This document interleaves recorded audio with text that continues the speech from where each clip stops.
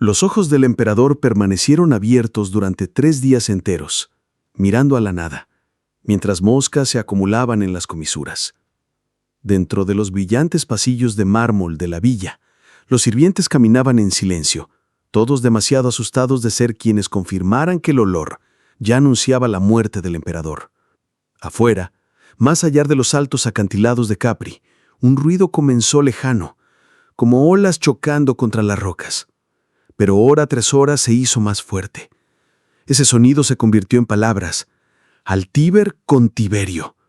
La frase empezó en las calles de Roma y pronto se extendió por todo el imperio.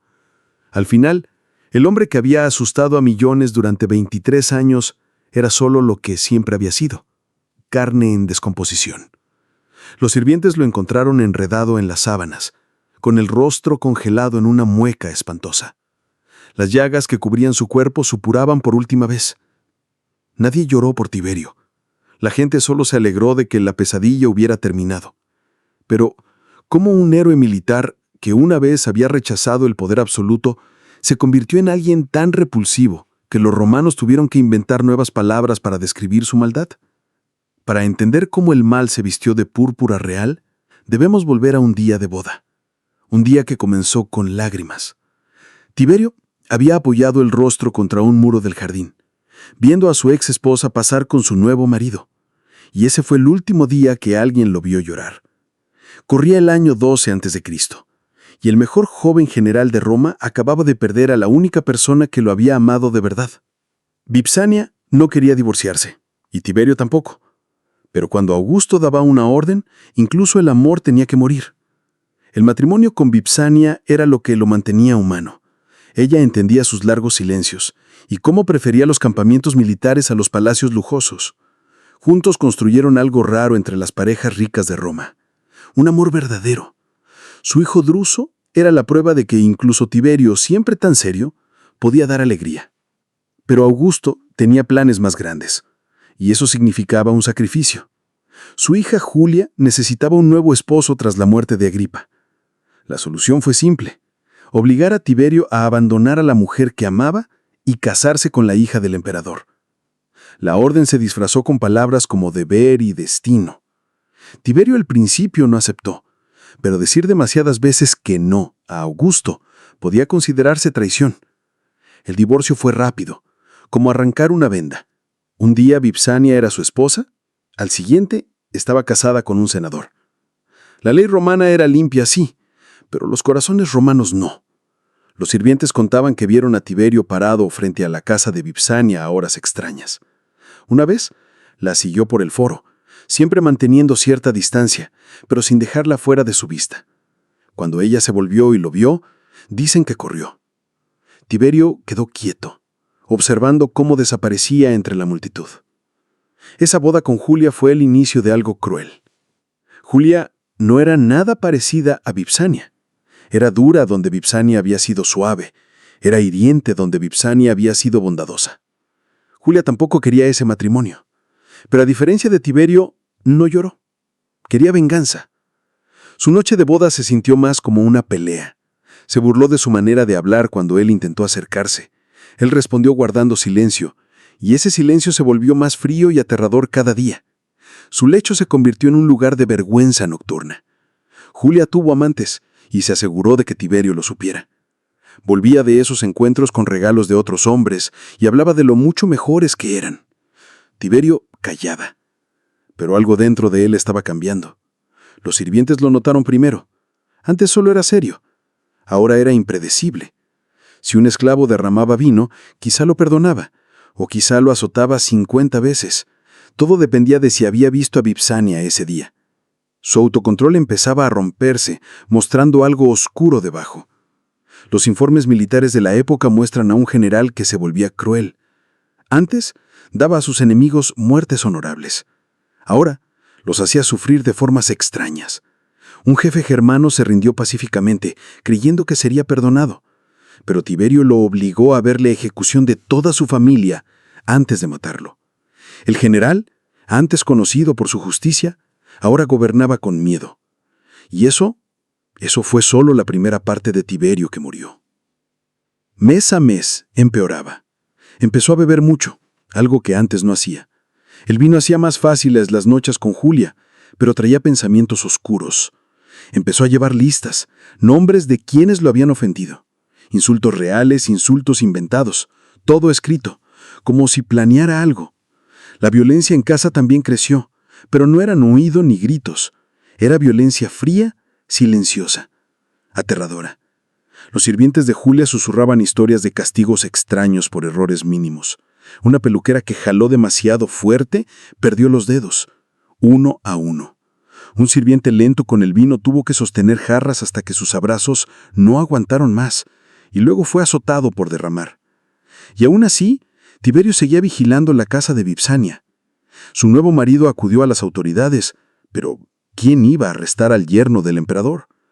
El acecho continuó, una señal de que ni el poder podía frenar la obsesión. Perder el amor había dejado una herida, pero perder sangre llenaría esa herida de veneno. Y el veneno llegó rápido, cabalgando hacia su hijo.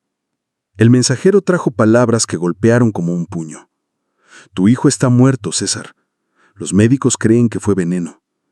Druso, el hijo de Tiberio y Vipsania, era lo único bueno de su matrimonio con Julia. Era joven, charmante, todo lo que su padre no era. Estaba preparado para gobernar el imperio algún día, pero a los 23 años murió, gritando de dolor mientras su cuerpo se rendía. Su máscara mortuoria mostró su último rostro, boca torcida, ojos desorbitados.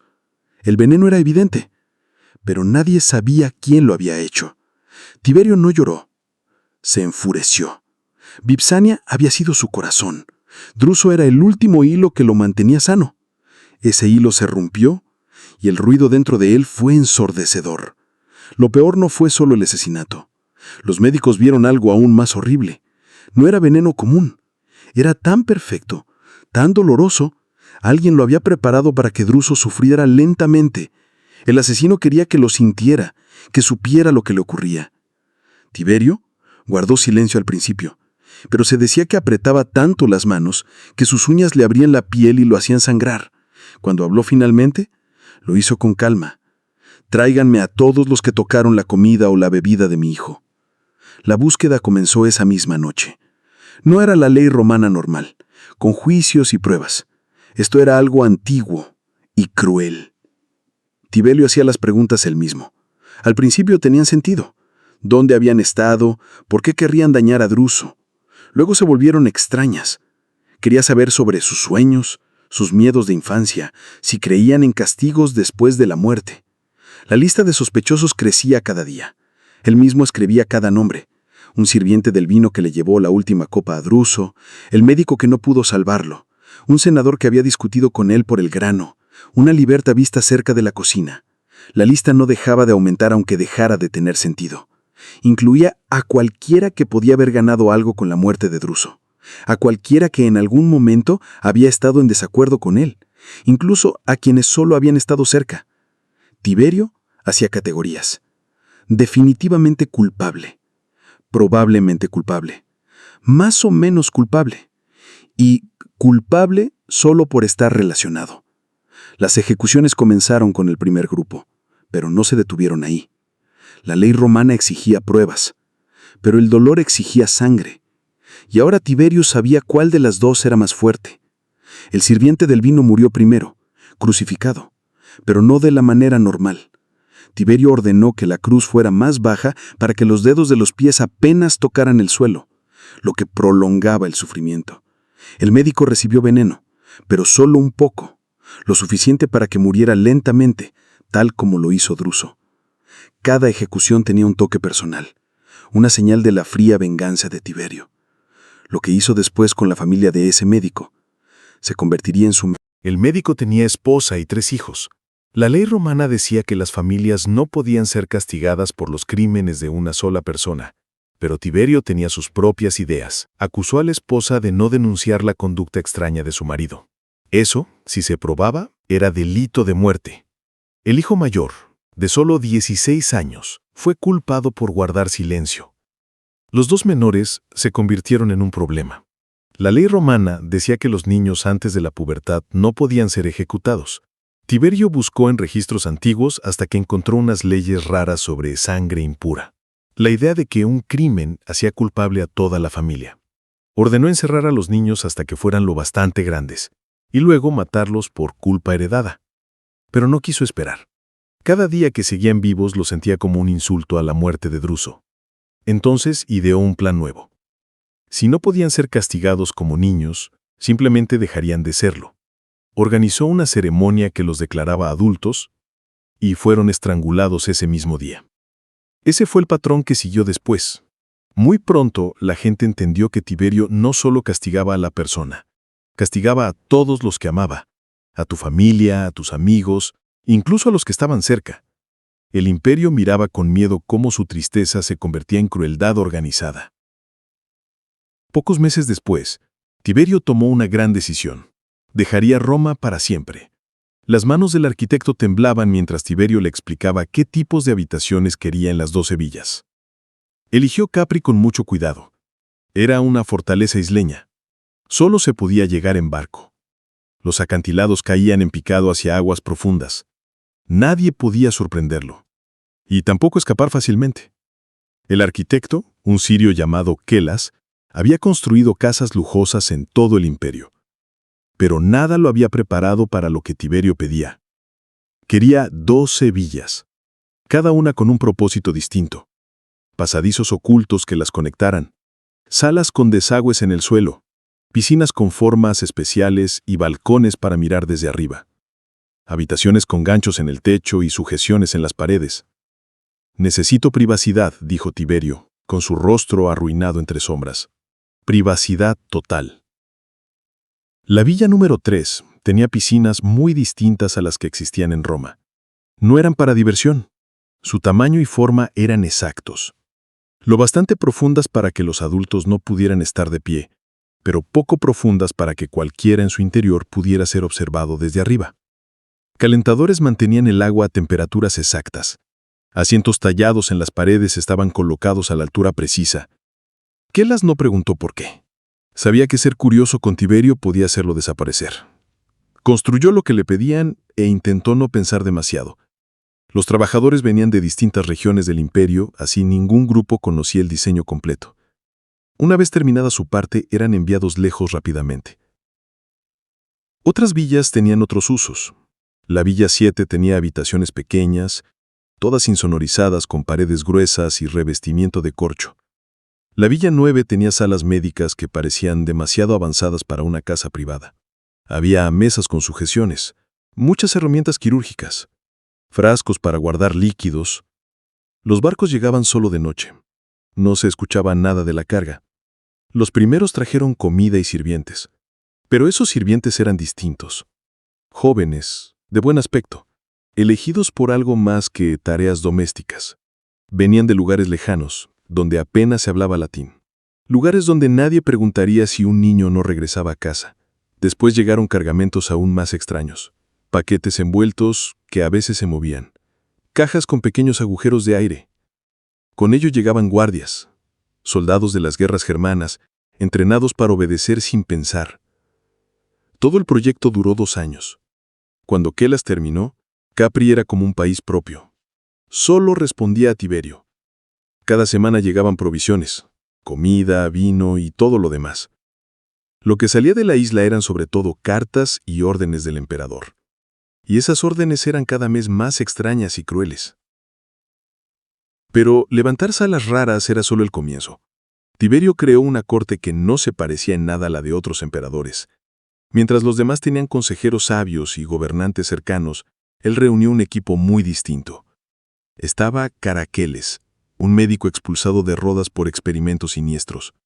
Nerva, un experto en leyes que sabía encontrar grietas en las normas de protección.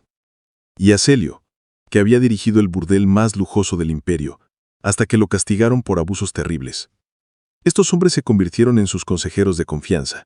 Cada uno aportaba habilidades oscuras para ayudar a los nuevos intereses del emperador.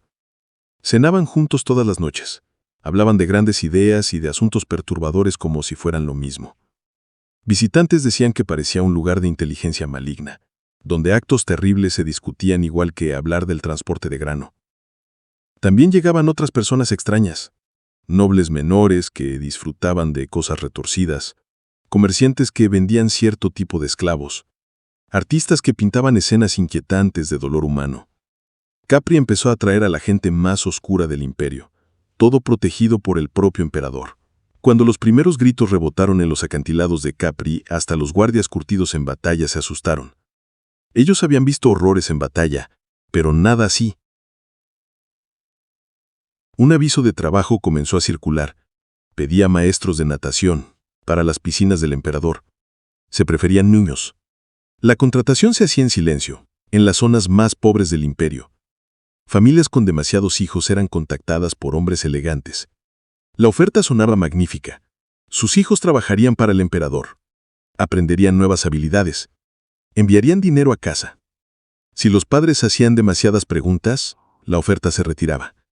Pero si decían que sí, nunca volvían a ver a sus hijos. Los niños escogidos, la mayoría entre 6 y 10 años, eran llevados en carros cubiertos o barcos cerrados. Al llegar a Capri estaban confundidos pero emocionados. Muchos nunca habían visto el mar. Nunca habían imaginado palacios de mármol y temblas de comida. El entrenamiento comenzó suave. Simples clases de natación. Los maestros eran amables. Querían que los pequeños se sintieran seguros en el agua, que lo vieran como algo divertido. Aprendieron a aguantar la respiración, a moverse con fluidez bajo el agua, a nadar entre adultos sin chocar. Los más rápidos recibían recompensas. Dulces, camas cómodas, promesas de riqueza. Poco a poco las lecciones cambiaron. Los niños eran entrenados para moverse en grupo como pequeños peces. Aprendieron a responder a señales con las manos. Una significaba, ven aquí. Otra, aléjate. Ellos mismos inventaban signos, miradas, toques leves para advertirse de cambios de humor, de peligro o de cuándo era seguro relajarse. El nombre de alevines surgió solo. Como peces diminutos se movían en cardumen. Los padres que preguntaban por sus hijos recibían silencio. Las cartas se detenían tras un mes. Las respuestas oficiales eran vagas. Los niños están bien. El entrenamiento continúa. Más contacto interrumpirá su progreso. Los que insistían tenían otros problemas. Impuestos aumentados de repente, licencias canceladas. El mensaje era claro, aunque nunca dicho. Unos pocos padres intentaron llegar ellos mismos a Capri. Ninguno pasó del puerto. Los que gritaban demasiado desaparecían. Sus nombres eran añadidos en silencio a la lista de enemigos del emperador. El resto de las familias aprendió a callar. Hablaban de sus hijos en pasado como si ya hubieran muerto. En Capri los niños cambiaban cada vez más. Todo estaba programado, todo estaba controlado. Recibían nuevos nombres, muchas veces de animales marinos. Nombres que borraban quiénes habían sido antes. Vivían en dormitorios junto a las piscinas. Sus vidas se volvían solo entrenamiento y actuaciones. Un niño intentó escapar. Se sumergió profundo en el agua esperando nadar lejos. Pero no lo sabía. Esas piscinas no eran para ayudar a escapar. Estaban diseñadas para impedirlo. Podía aguantar la respiración lo suficiente como para nadar por los túneles bajo el agua, pero no sabía que no llevaban a ninguna parte. Lo que parecían salidas eran solo trucos de los constructores. Lo encontraron horas más tarde, con los pulmones llenos de agua, todavía arañando un muro sólido que había confundido con la libertad. Tiberio mandó exhibir su cuerpo ante los demás niños, como advertencia. El mensaje era claro. La única salida era la obediencia total. Incluso morir requería permiso. Después de cada intento de fuga, los juegos mentales empeoraban. Les decían que sus padres los habían vendido, que nadie afuera los quería ya, y que solo la bondad de Tiberio los había salvado de algo peor. Les enseñaban a sentirse agradecidos por su nueva vida, a competir para ser los mejores, a denunciar a cualquiera que mostrara dudas. Pero la piscina no era el único lugar donde ocurría el horror. Tiberio había descubierto que el miedo podía controlar a todo un imperio. Marco Calvas había sido pobre hasta ayer, pero hoy, tras susurrar 5 palabras a un juez, era dueño de la casa de su vecino. Las 5 palabras fueron: maldijo el nombre del emperador. Fuera cierto o no, poco importaba. Bajo las normas de Tiberio, hablar mal de él era traición. Escuchar esas palabras y no contarlo también era crimen. Incluso pensar algo negativo y no corregirlo se llamaba descuido. Todo el imperio se convirtió en una trampa, donde cualquiera podía ser culpable. El sistema de delatores cambió la vida romana muy rápido. Aparecieron informadores de todos los niveles, comerciantes arruinados buscando dinero, esclavos liberados que querían ciudadanía plena, senadores con ansias de hundir a sus enemigos. La información se volvió más valiosa que el oro, y todos tenían algo que ofrecer. Marco Calvas fue un ejemplo perfecto de esos nuevos delatores. Era un vendedor de cerámica fracasado que descubrió que era bueno para torcer conversaciones normales y hacerlas sonar peligrosas. Su primer informe fue por accidente. Un cliente se quejó de los impuestos. Marco lo denunció como traición. Ese cliente fue ejecutado y Marco recibió parte de su propiedad. El truco era simple: acusar a alguien, más conseguir que lo mataran, era igual a beneficio. El imperio incluso hizo carteles mostrando esa fórmula. Si tu denuncia acababa en condena, recibías una cuarta parte de los bienes de esa persona. Si el acusado era rico, incluso esa fracción podía volver a tu familia rica para siempre. El emperador recibía otra cuarta parte que ayudaba a financiar más investigaciones. El resto iba a caminos y templos, así que ahora todos formaban parte del sistema. Los delatores empezaron a competir entre sí. Ya no bastaba con decir, él habló mal. Había que inventar pruebas. Se creaban conversaciones falsas, se forjaban cartas y documentos tan bien que hasta un estafador moderno quedaría sorprendido.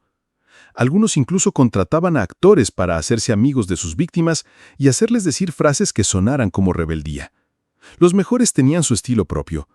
Uno decía que podía leer la traición en los sueños. Otro observaba los rostros cuando se pronunciaba el nombre del emperador. Un tercero afirmaba que podía sentir pensamientos de culpa tomando el pulso de la gente. Todo parecía absurdo, pero si terminaba en ejecución, funcionaba. Hasta los niños fueron entrenados para espiar. Los padres les enseñaban a escuchar durante la cena. Si alguien decía algo raro, los pequeños debían recordarlo. En las escuelas les ponían ejemplos ficticios y preguntaban, ¿es traición? Los hogares se rompieron. Hermanos se denunciaban entre sí por dinero. Esposas acusaban a sus maridos solo para escapar de un matrimonio. A los niños se les prometían dulces y seguridad, y terminaban declarando contra los propios padres. El daño mental se expandió como enfermedad. Ya no podías confiar en nadie.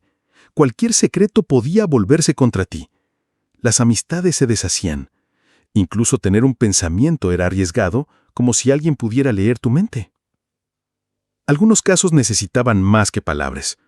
Los objetos reales ayudaban a probar culpas, así que la gente empezó a plantar pruebas.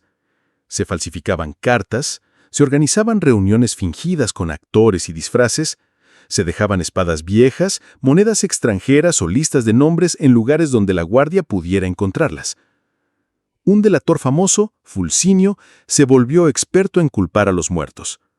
Elegía a alguien recién fallecido y descubría pruebas de que había conspirado toda su vida. El difunto no podía defenderse. Sus tierras y su dinero eran confiscados de todos modos. Las familias lo perdían todo por mentiras sobre fantasmas. El ciclo se alimentaba solo. Más denuncias significaban más ejecutados. Eso generaba más dinero para los acusadores, y eso hacía que más personas quisieran ser delatores. A Tiberio le encantaba. Pensaba que era la forma perfecta de gobernar. La gente se espiaba entre sí y además financiaba todo el sistema. Cuando la ley se volvió un arma, los jueces de Tiberio buscaron maneras de hacer que el castigo pareciera un arte, comenzando mucho antes de la ejecución. Un escriba del tribunal mojó su pluma y redactó una nueva regla. Quitar la vida a muchachas vírgenes requiere un paso especial para cumplir la ley. La antigua ley romana tenía un límite que ni Tiberio podía saltar. Las vírgenes no podían ser condenadas. Era una tradición de siglos, basada en creencias sagradas sobre pureza y justicia. Pero Tiberio quería borrar familias enteras, y esa norma se interponía. La solución llegó con el caso de un hombre llamado Zeno. Su hija, apenas de 12 años, fue sentenciada por el crimen de su padre. Los jueces dudaban. No querían matar a una niña virgen. Así que el equipo legal de Tiberio buscó entre normas militares. Los soldados de Roma perdían todas las protecciones, incluso para sus hijos. Eso abrió una puerta oscura. El verdugo recibió órdenes claras. Antes de estrangularla, debía asegurarse de que ya no fuera virgen. Lo que ocurrió después se convirtió en un ejemplo terrible. La ley se cumplió a través de la infamia. La justicia se volvió una burla. Se crearon más leyes. Los códigos se hicieron más gruesos. Los abogados de Tiberio trabajaban sin descanso para cerrar cualquier resquicio que pudiera salvar a alguien. Se cambiaron las edades mínimas. Si alguien podía hablar y caminar, podía ser culpable. La regla sobre la locura desapareció. Ahora la demencia era prueba de que los dioses castigaban crímenes ocultos. Una de las trampas más perversas fue la expansión de la culpa por asociación. Roma solía decir que cada cual era responsable de sus actos. Bajo Tiberio, la culpa era como una enfermedad. Si tu amo cometía un error, sus esclavos podían morir también. Si en tu cena alguien decía algo riesgoso y tú no lo detenías, eras culpable. Si eras médico y atendías a un enfermo acusado, podías ser ejecutado. Surgió una idea nueva: traición constructiva. Eso significaba hacer algo inocente que algún día podría causar rebelión. Si un astrólogo decía que el emperador moriría en el futuro, podía ser ejecutado por dar esperanza a futuros enemigos. Si un historiador contaba cómo había muerto un emperador pasado, era culpable de enseñarle a los nuevos cómo hacerlo. Los jueces competían entre sí. ¿Quién podía inventar la regla más retorcida? Uno, Vivio Sereno, creó el precrimen. Ejecutaba a gente que no había hecho nada solo porque su carácter parecía sospechoso. Otro, Cotomalinus, inventó la intención heredada. Los hijos no solo recibían los crímenes de sus padres, también sus planes. La tortura, que antes era solo para obtener confesiones, ahora se volvió normal incluso para testigos. La lógica era enferma, pero en su visión tenía sentido. Solo el dolor podía obligar a alguien a traicionar a los suyos. Pero si alguien confesaba muy rápido, era mentira. Si callaba, escondía algo. Pasara lo que pasara, el dolor aumentaba. Los juicios se transformaron en espectáculos. Los acusadores contrataban oradores para hacer todo más emotivo. La evidencia se mostraba en escalada de horror, cada parte más terrible que la anterior, hasta que la única conclusión posible era la muerte. Tiberio se sentaba a ver todo eso. Incluso pedía dibujos de cada ejecución para permanecer totalmente informado de cada castigo que oscureciera a su propio miedo. Los abogados defensores, cuando eran permitidos, arriesgaban su vida si luchaban demasiado por sus clientes. Un juez inventó una idea que arruinaría familias durante generaciones. El juez Macro creó algo llamado justicia secuencial. Ejecutaba a los familiares en orden de cercanía con el acusado. Los parientes lejanos morían primero. Sus muertes se usaban para asustar a los más cercanos y forzarlos a hablar. Los padres tenían que ver morir a sus hijos para salvar a su cónyuge, pero al final también eran eliminados, tanto por el crimen original como por haber permitido esas muertes. Los archivos judiciales de esos casos aún están guardados en bibliotecas imperiales. Leídos hoy, parecen un manual de crueldad disfrazado de lenguaje legal elegante. Cada truco nuevo se anotaba con cuidado, para volver a usarse. Lo que comenzó como situaciones raras se volvió ley cotidiana. Y esas reglas sobrevivieron mucho después de la muerte de Tiberio. Llevar un sistema tan cruel necesitaba una enorme burocracia. Se contrató escribanos solo para seguir árboles genealógicos. Nadie podía escapar, ni siquiera los primos lejanos. Los archivos guardaban listas inmensas. ¿Quién cenaba con quién? ¿Quién se casaba con quién? ¿Quién hacía negocios con quién? El sistema de espionaje era tan avanzado que superaba incluso a los estados de vigilancia modernos. Pero el peor dolor no era físico. Tiberio había aprendido a matar la esperanza. Hacía de la misericordia su truco más cruel. Un prisionero se derrumbaba llorando de alegría cuando le decían que era libre. No sabía que su verdadera pesadilla apenas comenzaba. Lucio era un tío, pasó 6 meses en la oscura prisión mamertina. Esperaba morir por un crimen que no había cometido. Las ratas se convirtieron en sus amigas. Al menos no hablaban como los hombres. Un día, los guardias entraron y le dijeron que estaba libre. El emperador había retirado los cargos. Lucio lloró. Pensó que todo había acabado. Al salir, la luz del sol quemaba sus ojos. Después de 6 meses de oscuridad, todo era demasiado brillante, demasiado ruidoso. Llegó a casa. Su esposa se desmayó al verlo. Parecía un fantasma, flaco y pálido, pero vivo. Sus hijos se le colgaron de las piernas. Creyó que nunca los volvería a ver. Durante 3 días perfectos, la vida volvió a ser normal. En el cuarto día, los soldados llamaron de nuevo.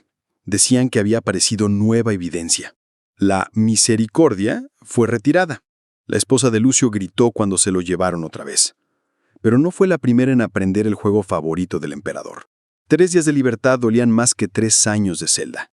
La falsa bondad de Tiberio hería más que la tortura. Era tan exacta que parecía ciencia. Los guardias estudiaban a cada prisionero para descubrir qué los hacía felices. Una visita familiar, una comida favorita, un paseo al sol. Luego se lo devolvían, solo el tiempo suficiente para que creyeran. Y después se lo arrancaban. El dolor se multiplicaba por 10. Algunos prisioneros pasaron por eso una y otra vez. Un senador, Gayo Silio, fue liberado y arrestado 7 veces en 2 años. Cada vez estaba calculado con precisión. Lo suficiente para dar esperanza, nunca lo suficiente para recuperarse.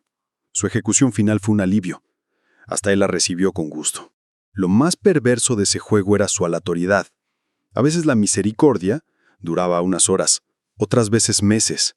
Nadie sabía qué era real. No podían disfrutar los momentos felices, pero tampoco podían rendirse. Quedaban atrapados entre el miedo y la esperanza. Algunos prisioneros suplicaban morir antes de otra falsa liberación. Marco Lépido intentó ahorcarse. No quería repetir el ciclo. Los guardias lo salvaron, lo curaron, y luego le dieron otra vez su libertad. Pasó esos días como estatua, sin hablar, sin moverse, solo esperando. Cuando vinieron a llevárselo, sonrió. Estos juegos rompían familias también. Esposas que lloraban por sus maridos ahora tenían que desllorar y luego volver a llorar. Los hijos no sabían si su padre estaba vivo o muerto. Tenían miedo de volver a quererlo. El daño emocional duró generaciones. Aún peores eran las misericordias condicionadas. Seguirás libre si tu hermano confiesa.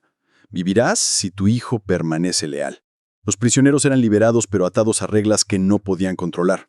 Se convertían en parte de su propia máquina de tormento. Funcionaba tan bien que otros emperadores copiaron la idea. Tiberio guardaba registros con orgullo siniestro. Escribía cartas a los gobernadores indicándoles el mejor momento para golpear emocionalmente. Incluso hizo gráficos sobre cuánto tardaba la gente en romperse mentalmente. La falsa misericordia se convirtió en otra invención romana, exportada por el imperio. Algunos prisioneros terminaron por no sentir nada. Enloquecieron. No les importaba estar libres o presos. Esas personas rotas ya no servían a Tiberio. Él quería dolor, y el dolor necesitaba conciencia. Así que ordenó a los médicos mantener a los prisioneros lo bastante sanos como para sufrir. El sistema de falsa bondad se volvió un negocio propio. Las familias pagaban grandes sumas para saber si vendría otra misericordia. Los guardias vendían secretos, surgió un mercado negro. Filósofos enseñaban cómo mantener la calma mientras esperaba el dolor. Médicos daban hierbas para adormecer la ansiedad. Mientras las mentes del imperio se quebraban, el cuerpo de Tiberio empezó a mostrar la podredumbre interior. Los espejos se volvieron su peor enemigo. Su médico retrocedió asustado cuando una llaga reventó. Su rostro supuraba pus. Ninguna crema lo detenía. Al principio era pequeño. Un raspullo, unas úlceras. Su piel dejó de cicatrizar. Los médicos culpaban a la comida, al estrés o el clima de Capri. Intentaron tratamientos normales, pero Tiberio ya no era normal. Su cuerpo trataba de mostrarlo por fuera. A los 70 años ya no había cómo esconderlo. Su cara y su cuero cabelludo estaban cubiertos de heridas abiertas. Supuraban sin parar. El hedor lo acompañaba siempre, como carne muerta mezclada con perfume. Los sirvientes tenían que respirar por la boca a su alrededor. Todos veían la ironía. El hombre que se llamaba a sí mismo Dios ahora se pudría en vida. Los sacerdotes obligados a llamarlo sagrado luchaban por no vomitar. Roma hacía chistes sobre ello. Su rostro empeoraba y también su crueldad. Cuando las llagas eran graves, moría más gente. Los médicos vigilaban su piel como otros vigilan tormentas. Advertían, hoy será un mal día. Los espejos fueron prohibidos en Capri. Un día se vio por accidente. El bronce pulido le mostró la verdad. El divino rulente parecía una enfermedad. Los sirvientes que dejaban espejos eran azotados. Una mujer murió por usar joyas que reflejaban demasiado su rostro. Las revisiones médicas se volvieron teatro. Los médicos miraban sin mirar, tocaban con cuidado, decían lo que sabían que no era cierto. Porque decir la verdad significaba la muerte. Todos sabían que el juego era falso, pero la verdad era peor. Los sirvientes que veían su cara desaparecían. Los serpientes inventaban nuevas reglas. No mirarlo directo, caminar de espaldas al servir, fijar la vista en el suelo, usar capuchas que bloqueaban la visión lateral. Incluso un accidente podía matarte.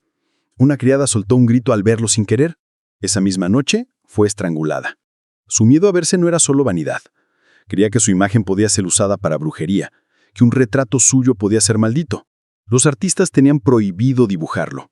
Las monedas aún mostraban su rostro joven, con décadas de retraso. El imperio era gobernado por un recuerdo, mientras el verdadero horror permanecía oculto. Cuanto peor estaba su cuerpo, más cruel se volvía. No podía dormir por el dolor. Encontraba consuelo viendo sufrir a otros. Las muertes nocturnas se hicieron comunes. Los gritos le ayudaban a olvidar sus llagas. Incluso probaba si distintos tormentos aliviaban su dolor, como si el sufrimiento humano fuera medicina. Su olor llegaba antes que él, como un fantasma de condena. Incluso afuera, en aire abierto, La gente sabía que Tiberio se acercaba incluso antes de verlo. Su olor lo anunciaba minutos antes. Las flores se marchitaban a su paso. Tal vez era real, o tal vez los criados asustados solo lo imaginaban. Los animales huían. Hasta la brisa marina, que debía refrescar el aire, solo hacía más fuerte la pestilencia. Ocultar la podredumbre se volvió desesperado. Se encendían varas de incienso antes de su entrada, formando densas nubes de humo. Los perfumes eran tan fuertes que hacían arder los ojos y picar las gargantas. La cura se volvió peor que la enfermedad. Mientras los nobles tosían y se ahogaban, la corrupción del emperador parecía extenderse por el palacio como veneno. Quienes estaban más cerca de Tiberio empezaron a enfermar también. Erupciones, llagas, extrañas dolencias que consumían sus cuerpos. Tal vez eran gérmenes, tal vez castigo de los dioses, pero estar cerca de él claramente tenía un precio. Sus principales consejeros se convirtieron en espectros ambulantes, y aún mientras su cuerpo se deshacía, Tiberio inventó una última pesadilla. Convirtió los acantilados de Capri en el lugar de muerte más temido de Roma. El soldado asignado a vigilar el fondo creía que sería un trabajo fácil. Se equivocaba. La primera vez que un cuerpo se estrelló contra las rocas lo cambió todo. El centurión Marco Flavio había servido 20 años en el ejército. Había sobrevivido a los oscuros bosques germanos y a los calurosos desiertos. Pensó que Capri sería un final tranquilo para su carrera. Solo un poco de guardia. Nadie le había hablado del acantilado, ni de lo que tendría que hacer ahí. El sitio era perfecto. Una caída de 90 metros sobre rocas afiladas. Mar profundo más allá para arrastrar los cuerpos. Sin juicios, sin espectáculo, solo gravedad. Tiberio había hallado la forma más eficiente de matar. La naturaleza misma hacía el trabajo. El encargo de Marco era simple de explicar, pero horrible de cumplir. Esperar en el fondo, llevar una masa con un gancho. Si alguien sobrevivía a la caída, rematarlo. Y a veces sobrevivían, rotos, sangrando, pero vivos. Suplicaban. Él no podía ayudarlos. Sus órdenes eran claras, terminar lo que la gravedad comenzaba. Algunos intentaban saltar antes de ser empujados, pero los guardias estaban entrenados para vigilarlos. El instante en que el miedo se volvía acción, los sujetaban. Ni siquiera la elección de cuándo morir estaba permitida. Caminar hacia el acantilado se convirtió en una ceremonia de terror. A las víctimas se les hacía avanzar lentamente, paso a paso. A algunos se les mentía, se les decía que iban hacia barcos para el exilio. Lo creían hasta ver el precipicio. Otros lo sabían desde el principio. Eso hacía cada paso aún peor. A menudo se mataba en grupos, familias enteras acusadas de conspirar. A veces era solo para cumplir con la cuota del día. Cada persona debía ver caer a los demás antes que él. Niños veían morir a sus padres, esposos a sus esposas. El dolor se acumulaba. Las rocas de abajo se tiñeron de rojo. Las manchas nunca se borraron, ni siquiera cuando la marea las cubría. Los pescadores evitaban esa parte del mar. Decían que sus redes subían llenas de pesadillas. Las aves que comían ahí eran llamadas malditas. Nadie tocaba su carne. Marco Flavio solía llevar la cuenta, marcas en su escudo. Tras la número 100, dejó de contar, pero no pudo dejar de recordar. La joven que sonrió antes de saltar, el anciano que gritó a los dioses, el niño que llamó a su madre. El acantilado no solo mataba, enviaba un mensaje. Los barcos que se acercaban a Capri podían ver lo que significaba. De noche los gritos cruzaban el mar. Hasta en tierra firme se escuchaban. Nadie podía olvidarlo. Un soldado intentó contarlos todos. Se llamaba Quinto. Era bueno con los números. Lo escribía todo. Nombres, fechas, clima, últimas palabras. Se volvió un hábito, una forma de dar sentido a tanta muerte. En un año, anotó que 847 personas fueron arrojadas. Ese número lo quebró. Empezó a verlos caer incluso despierto. Sus amigos lo oyeron susurrando disculpas a nadie. Un día lo encontraron también en el fondo. Se había unido a su lista. Después de eso, ningún soldado soportaba más de un mes en el deber del acantilado. Incluso eso era demasiado para algunos. Soldados que habían visto guerra no podían soportar ver aquello. Estar parado ahí, esperando a que alguien muriera, era peor que la batalla. Tras 23 años de horror, el pueblo romano empezó a desear algo que nunca había pedido antes: la muerte del emperador. En tabernas y salas secretas, la gente susurraba la misma esperanza. ¿Está muriendo el monstruo? Para el año 36 después de Cristo, las noticias sobre su salud se volvieron el rumor favorito del imperio. Cada tos en Capri daba esperanza. Cada mensaje tardío hacía dudar. Los mercados seguían su estado como si fuera el clima. El precio del grano bajaba cuando enfermaba, subía de nuevo cuando se recuperaba. Hasta la economía estaba atada a su vida. Todos rezaban, pero en secreto. Los templos recibían más ofrendas a los dioses de la muerte, pero se decía que eran por otras razones. Se enterraban tablillas malditas en los cruces de caminos, con letras minutas pidiendo que el emperador muriera. Aunque el odio también tenía que esconderse, había demasiados oídos. Asesinos lo habían intentado antes. Todos fracasaron, y cada fracaso significaba más muertes. No solo de los conspiradores, sino también de cualquiera que no pareciera lo suficientemente asustado después. Fingir sorpresa se volvió obligatorio. La gente practicaba gestos de asombro frente a los espejos. Pero cada rumor acababa igual. No estaba muerto, volvía, y sabía a quién había esperado demasiado fuerte. Venían las listas, luego los arrestos, luego las ejecuciones. Una vez, un mensajero corrupto mintió y dijo que Tiberio había muerto. La gente celebró demasiado pronto. El emperador dejó que las fiestas siguieran 3 días y luego apareció. El castigo fue brutal. Cientos fueron eliminados. Todos los parientes del mensajero fueron borrados. La montaña rusa emocional agotaba a la gente. Hasta los romanos más fuertes se quebraron.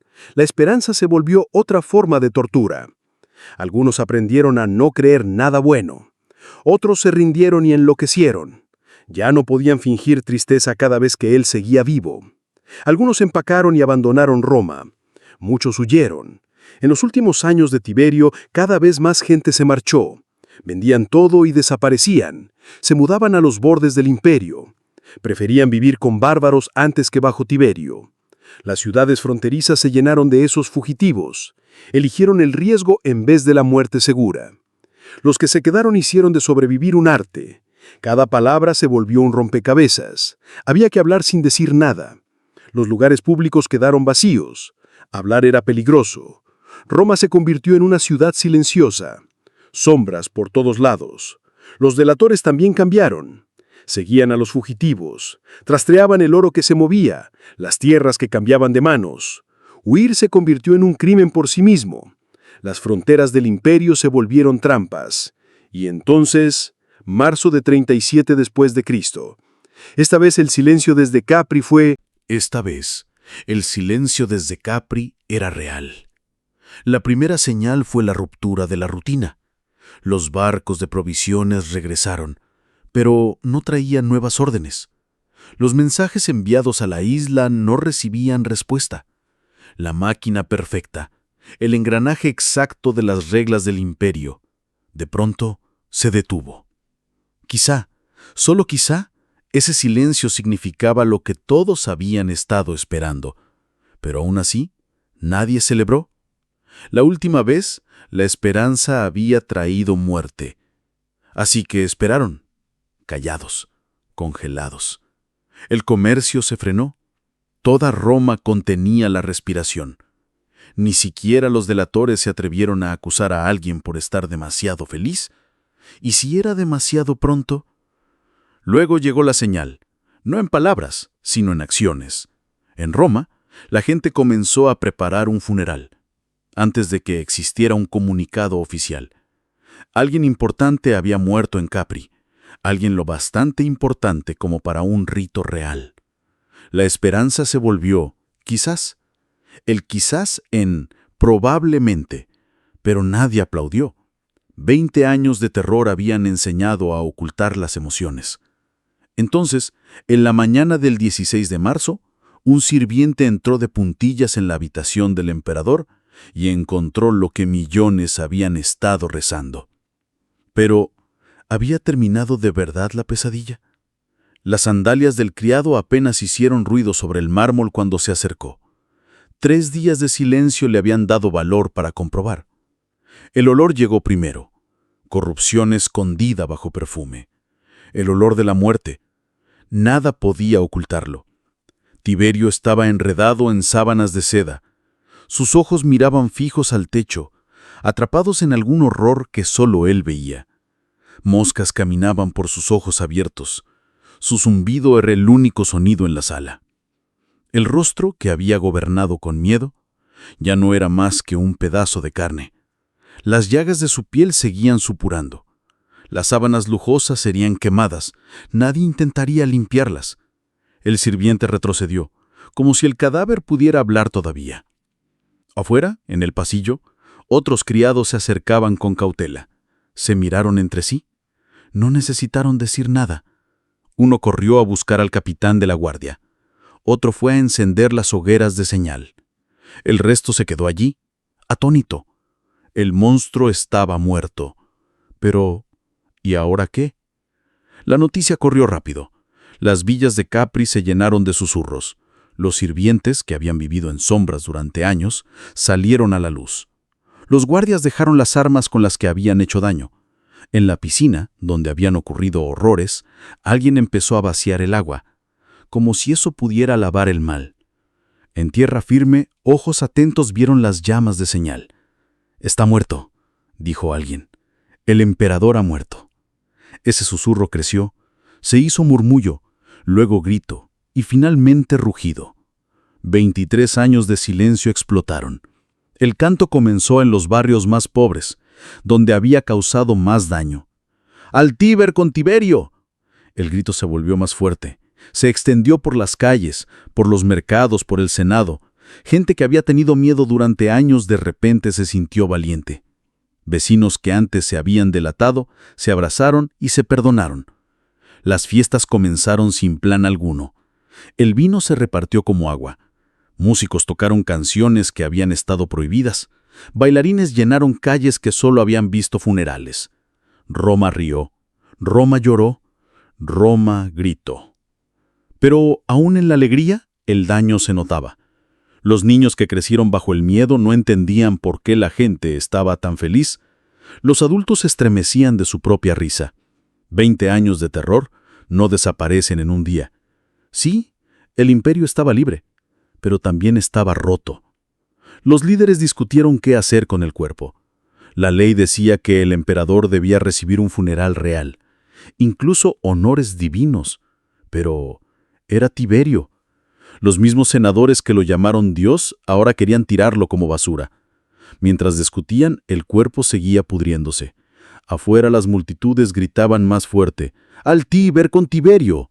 Roma había hecho eso con enemigos antes, arrastrar sus cuerpos por las calles y arrojarlos al río. Pero nunca a un emperador, nunca a alguien al que se le había dicho divino. El gobierno se congeló. El pueblo tomó el control. Mientras tanto, Capri revelaba sus secretos. Las piscinas dejaron salir huesos pequeños, historias silenciosas de dolor. Habitaciones ocultas mostraron herramientas terribles. Los archivos tenían listas, tantos nombres, tachados uno por uno. Toda la isla parecía maldita, como si la piedra hubiera absorbido sufrimiento. Sobrevivientes salieron de sus escondites. Los niños llamados alevines ahora eran jóvenes adultos. Parpadeaban bajo el sol. Algunos apenas recordaban caminar. Mujeres, guardadas por motivos que nadie quería nombrar, tambalearon hacia afuera también. Cada nuevo sobreviviente hacía la historia peor. Los tribunales no sabían qué hacer. ¿Cómo se castiga a un hombre muerto? ¿Cómo se repara a quienes fueron heridos por leyes hechas por un emperador? ¿Cómo se desmonta una máquina de terror sin construir otra igual? Cada parte del gobierno había sido parte del horror. Cada libro de leyes tenía su veneno. Algunos decían, quemen los registros, olvídenlo todo, dejen Capri atrás. Otros respondían, no, recuérdenlo, escríbanlo, nunca dejen que pase otra vez. La discusión duraría generaciones.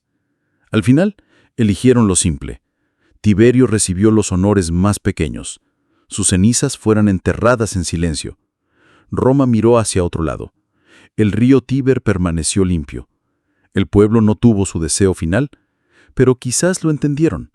El agua no podía limpiar lo que ya había penetrado en sus almas. Los alevines eran libres, pero nunca se sentirían realmente libres. Sus memorias quedarían para siempre. Algunas familias recuperaron a sus hijos, pero ya eran fantasmas. Los delatores cambiaron de oficio, pero los vecinos no olvidaron. El imperio desmontó el sistema de tortura, pero sus raíces quedaron enterradas en la ley, esperando al próximo monstruo. Capri fue abandonada al viento y a las aves. Las villas se derrumbaron, las habitaciones se llenaron de polvo. Los pescadores decían que el lugar estaba maldito. Algunas noches aseguraban, todavía podían oírse gritos. ¿Verdad o no? Las historias mantenían alejados a todos. Hay lugares demasiado oscuros para arreglarlos. La historia nunca olvidaría a Tiberio. Fue el emperador que convirtió la crueldad en rutina. Pero lo más aterrador no fue solo él, fue lo fácil que Roma aceptó todo. La gente siguió el juego. La atrocidad se volvió costumbre. El mal no murió con él, solo perdió a su mayor seguidor. Los futuros emperadores leerían su manual. Algunos sentirían repulsión, otros curiosidad. Sus ideas, el dolor legalizado, el miedo como control, la crueldad organizada, resonarían durante siglos. Roma había aprendido hasta dónde podía llegar el poder cuando se mezclaba con la locura, y esa lección no podía olvidarse. El 16 de marzo, cuando Roma finalmente quedó en silencio, tuvo que aceptar una tira verdad. Tiberio se había ido, pero para sobrevivirlo, Roma había cambiado. Ese cambio no podía deshacerse. El imperio estaba libre, pero la libertad ya no se sentía igual. El río Tíber siguió fluyendo, llevando basura, no cuerpos. No hubo un gran momento que marcara el final. Solo trabajo callado, sanar, reconstruir, esperar que el próximo tirano fuera detenido antes de convertirse en otro Tiberio. Pero en algún lugar, lejos, un joven llamado Calígula observaba. Aprendía lo que funcionaba y lo que no. El monstruo estaba muerto, pero la monstruosidad estaba demostrando que podía sobrevivir. Roma aprendería esta lección una y otra vez, hasta que un día el imperio mismo se convertiría en advertencia de la historia. El sirviente que encontró el cuerpo de Tiberio nunca contó lo que vio en los ojos muertos. Algunos dijeron que era miedo, otros sorpresa. La mayoría dijo vacío. Quizás ese fue el castigo real, morir solo. Finalmente ver al monstruo en que se había convertido, sin espejos, sin misericordia.